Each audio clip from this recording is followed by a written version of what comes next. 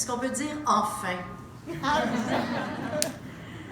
Alors, je suis très heureuse d'être ici ce soir. Permettez-moi de souligner et de saluer Monsieur le consul, l'ambassadeur, mon ami Franz Benjamin, nouvel élu à l'Assemblée nationale. J'ai aussi vu Mme Popignou de la Ville de Montréal qui est là.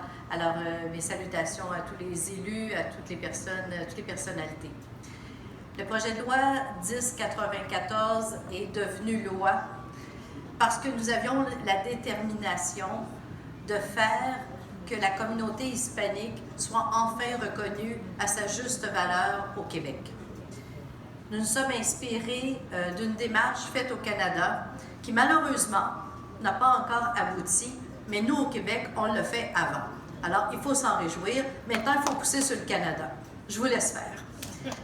Et cette démarche que l'on a fait, on l'a fait vraiment tous ensemble. On l'a fait avec la communauté. Et je veux souligner le travail d'Alexandra Regalado, qui n'a jamais lâché. Si vous avez un projet que vous voulez le faire réaliser, c'est Alexandra.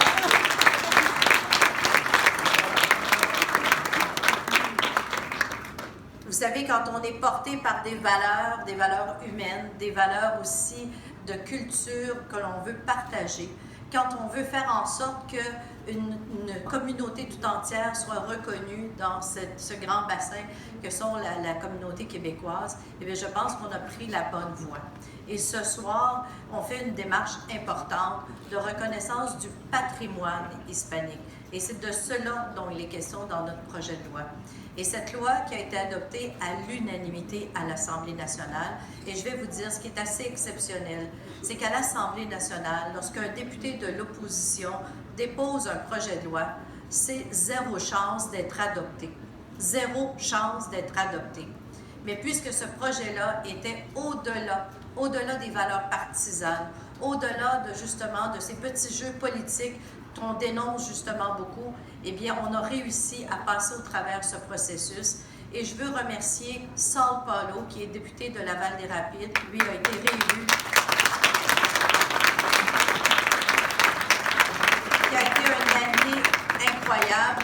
Et on s'est vraiment tous les deux mis ensemble, Parti québécois, Parti libéral, pour faire en sorte que ce projet de loi devienne une réalité. Et je pense que c'est comme ça qu'on bâtit des sociétés, quand on se met tous ensemble. Et ce soir, la communauté hispanique est justement au rendez-vous de ce premier événement qu'on voulait important, qu'on voulait qui réunisse l'ensemble de la communauté. Et je veux vous dire que je suis très, très fière d'être un peu la marraine de cette première soirée.